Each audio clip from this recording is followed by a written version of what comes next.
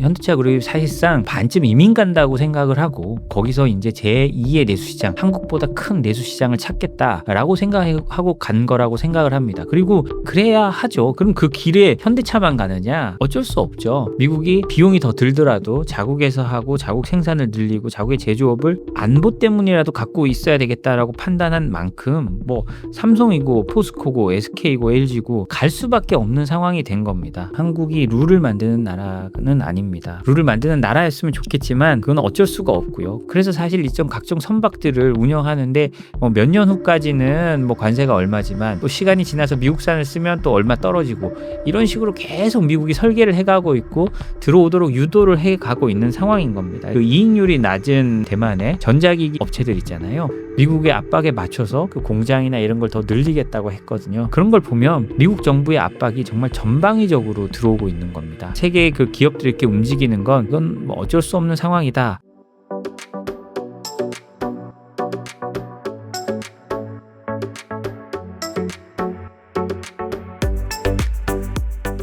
최근 현대차가 미국 조지아 메타플랜트 준공식을 열었고 이제 미국이 전기차 생산 거점이라고 선언했는데요. 이걸 미국이 한국 기업을 흡수하는 전략 흐름으로 볼 수도 있을까요? 우리나라 기업들이 100년을 보고 사업을 하는 건 아니겠지만 이번에 현대차 그룹의 이런 메타플랜트나 이런 계획들을 보면 사실상 미국을 제2의 내수시장으로 보고 접근하는 게 아닌가라는 생각을 합니다.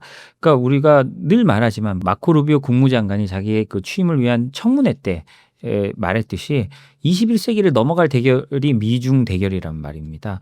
그렇게 생각하면 우리가 그 안에 있을 때 한국 입장에서는 21세기를 넘어갈 대결이고 그러면 공급망이 갈라질 게 뻔해 보이는데 그럼 어떻게 해야 되겠습니까? 미국이란 더 큰 시장이 있는데 그 시장을 노려야 하고 그럼 그 안에서 공급망을 만들어야 하는 거잖아요. 저는 그래서 현대차 그룹이 단순히 노조나 이런 것 때문이 아니라 물론 그런 이유도 있겠죠. 일부 있겠지만 현대차 그룹이 사실상 반쯤 이민 간다고 생각을 하고 거기서 이제 제2의 내수시장, 한국보다 큰 내수시장을 찾겠다라고 생각하고 간 거라고 생각을 합니다. 그리고 그래야 하죠. 기업 입장에서는 이윤을 추구하는 기업 입장에서는 그래야 하고 그걸 통해서 거기 뿌리 내리고 그리고 그 이익을 한국으로 최소한 가져올 수 있는 그런 구조를 만드는 게 저는 옳은 생각이라고 하고 현대차의 그런 결정을 응원하고 있습니다. 삼성, SK, LG, 포스코까지 줄줄이 미국으로 넘어간 상황인데요. 이 흐름, 미국이 설계한 공급망 블록 안에 한국 기업들이 편입된 결과라고 볼 수 있을까요? 트럼프 대통령이 1기 때도 마찬가지고 2기 때도 마찬가지고 제조업 부활을 내세우면서 그 미국 기사가 나는 걸 보면 병뚜껑까지 미국에서 만들겠다라고 합니다. 사실상 말이 안 되는 거죠. 국민소득 8만 불이 넘는 나라에서 병뚜껑까지 만드는 게 말이 안 되는데 미국 입장에서 보면 이게 상당히 중요한 겁니다.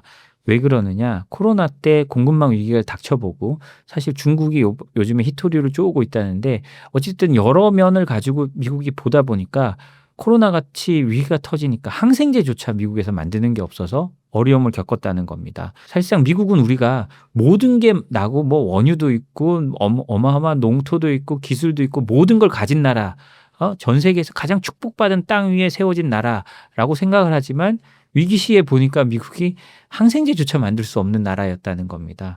그래서 실제로 그 중국이 히토류를 걸어 잠그면 미 해군 무기의 50%를 쓸 수 없대요. 적국을 향해서 무기를 만드는데 적국에 쓸 무기의 가장 중요한 부품들이 적국에서 오고 있었다는 겁니다. 미국도 참 어떤 면에서 나이브했었죠. 지난 몇십 년간. 그렇기 때문에 미국은 이제 그 길을 가기로 한 겁니다. 그럼 그 길에 현대차만 가느냐? 어쩔 수 없죠. 미국이 이제 좀 비용이 더 들더라도 자국에서 하고 자국 생산을 늘리고 자국의 제조업을 안보 때문이라도 갖고 있어야 되겠다라고 판단한 만큼 삼성이고 포스코고 SK고 LG고 갈 수밖에 없는 상황이 된 겁니다. 과거에 트럼프 1기 때만 해도요. 트럼프 대통령이 삼성의 공장을 미국으로 옮기기 위해서 트위터에 어느 날 갑자기 땡큐 삼성이라고 쓴 적이 있습니다. 그래서 실제로 삼성이 본인들의 계획보다는 더 빨리 그 삼성의 그 세탁기나 이런 공장을 미국으로 옮겼거든요. 근데 물론 그렇게 옮겼을 때 그게 경제적으로 옳았느냐? 사실은 그렇게 옳은 건 아니었습니다. 삼성의 입장에서 말하는 게 아니고요. 미국 전체적인 경제 입장에서요. 그 삼성이나 당시 LG나 가가지고 일자리를 창출했을 때 삼성이나 LG나 가서 그 일자리를 창출했을 때 그 각종 비용이 올라간 걸 하면 그 일자리 하나 만드는 데 들어간 돈이 약 80만 불이라고 합니다. 사실 뭐 세탁기하고 이거 얼마나 팔아야 80만 불 벌겠습니까?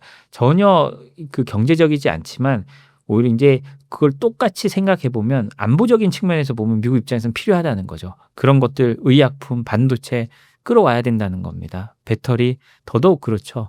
그래서 뭐 그런 측면에서 봐야 하고 아까도 제가 말씀드렸듯이 이제 우리가 어쩔 수 없습니다. 살아남기 위해서는 미국을 제2 내수 시장으로 삼아서 적극적으로 공략해야 우리가 살아남거든요. 그러기 위해서는 이들 기업들도 갈 수밖에 없다고 생각을 합니다. 특히 현대차는 공장만 세운 게 아니라 제철소 에너지 부품망까지 통째로 이전했는데요. 이 정도면 미국이 현대를 유치한 게 아니라 현대 공급망을 미국화한 거 아닌가요?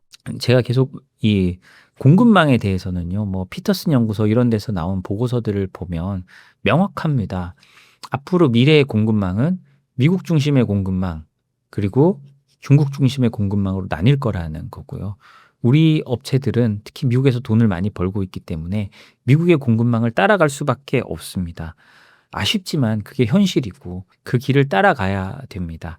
그러려면 어떻게 해야 되느냐? 과거에는 미국의 공장만 만들어 놓고 부품을 한국에서 보내는 게 관세나 이런 데 대해서 더 좋았지만 이제는 뭐 앞으로 이제 협상 상황을 지켜봐야겠습니다만 기본으로 10% 관세가 깔리고 또 어떻게 될지 모르겠습니다만 추가적인 어떤 관세들이 들어온다라고 하면 미국에서 부품을 만드는 것이요. 단순히 가격 경쟁력뿐만이 아니라 어떤 공급망 차원에서도 더 안전할 수가 있는 겁니다. 때문에 우리 기업들 입장에서는 상당한 딜레마는 생기지만 옮겨갈 수밖에 없는 상황이 계속 생기는 거고요. 이거는 어떻게 아까 제가 처음부터 말했듯이 이런 변화에 기왕이면 능동적으로 대처하는 게 좋다고 생각을 합니다. 그래서 좀 능동적으로 대처하는 과정에서 우리 측의 피해를 어떻게 최소화하고 또 그 과정에서 한국의 제조업을 그래도 살리려면 어떤 고부가치 산업을 어떻게 만들어 가야 되는지 그런 부분을 저희가 또 고민을 해야 될 거라고 생각을 합니다.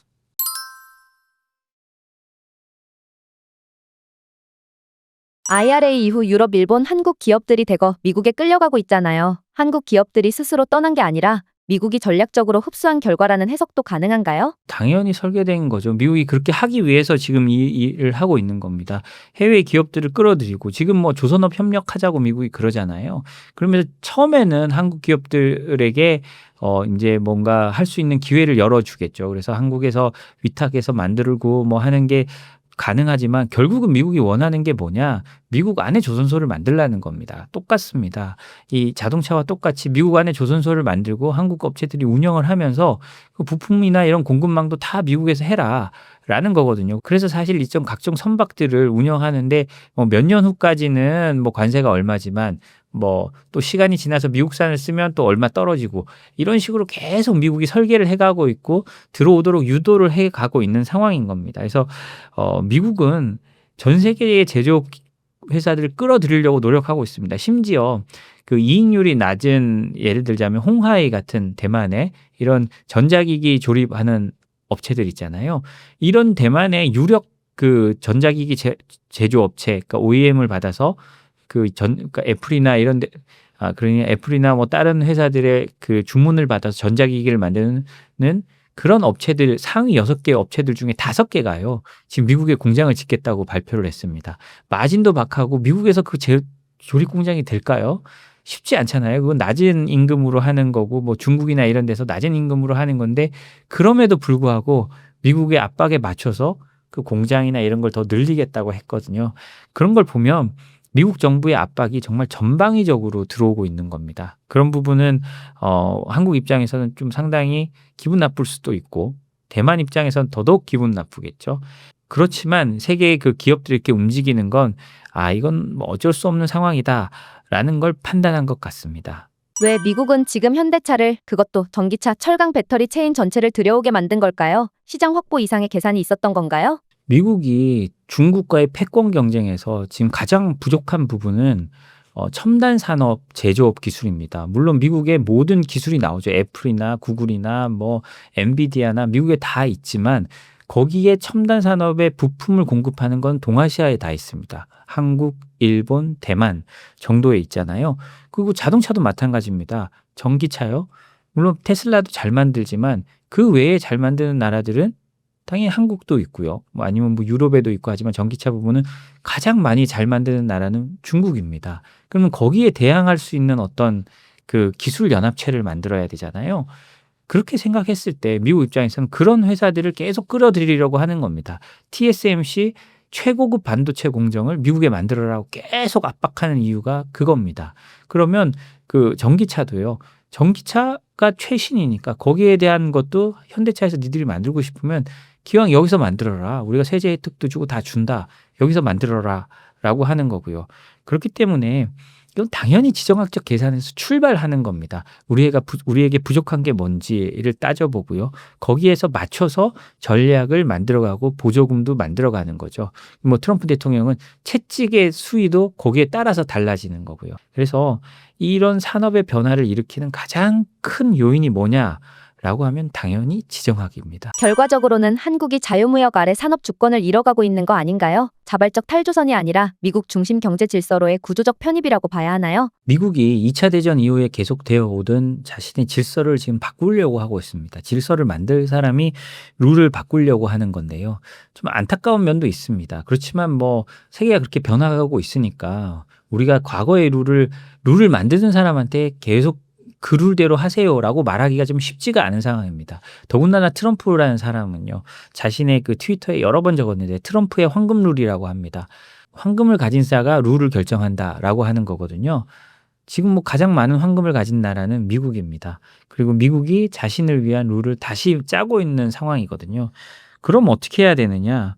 우리는 미국의 룰에 가장 빨리 잘 맞춰서 거기에서 이익을 극대화하고 국익을 극대화하고 기업은 기업의 이익을 극대화하고 개인은 개인의 이익을 극대화해야 됩니다. 그러려면 민첩하게 움직여야 되죠. 물론 뭐 섣불리 움직여서 낭패를 볼 수도 있습니다. 트럼프의 정책은 너무나 왔다 갔다 하기 때문에요. 그렇지만 미국이 어떤 식으로 갈 거다라는 거는 먼 미래를 통해서는 뭐 저희가 어느 정도 예측을 할 수 있습니다. 아까 계속 말씀드린 것처럼 공급망 분리와 같은 상황으로 갈 거거든요. 그렇기 때문에 이제 선택의 시간은 왔고요. 이미 선택은 우리가 70년 전에 제가 계속 말하고 미국에서도 이 표현이 있습니다. 한국은 이미 70년 전에 어느 편인지 선택을 했다라는 표현이 있습니다. 예를 들자면 한국이 약간 균형자를 하려고 하고 중국이랑 가까이 가려고 할 때 미국 국무부나 백악관에서 쓰는 표현이거든요. 저는 뭐 처음에는 그 표현이 조금 너무 미국의 권위적인 게 아닌가라고 생각을 한 적도 있었습니다만 뭐 어쩔 수 없는 현실이란 거를 뭐 우리가 해보면 바로 깨닫게 되잖아요. 이번 뭐 저희가 일부에서 말했듯이 필리핀 수빅만만 해도 반미 감정으로 수빅만에서 미군을 내보냈더니 바로 중국이 치고 들어와서 필리핀의 안보는 더 위험해졌습니다. 그런 것처럼요.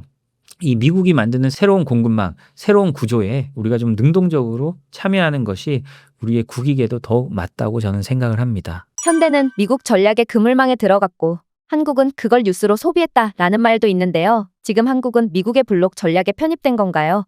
아니면 이미 통제력을 잃은 상태인 건가요? 조금 전에도 드린 말과 비슷한데요. 한국이 룰을 만드는 나라는 아닙니다. 뭐 룰을 만드는 나라였으면 좋겠지만 그건 어쩔 수가 없고요. 그리고 과거에도 그렇고 앞으로도 그렇고 이런 건 뭐 한국뿐만이 아니라 우리 옆에서 보지만 일본도 우리랑 큰 차이가 없습니다. 오히려 일본이 더 요즘에는 공경에 처한 모습을 보이기도 합니다. 독일도 마찬가지죠.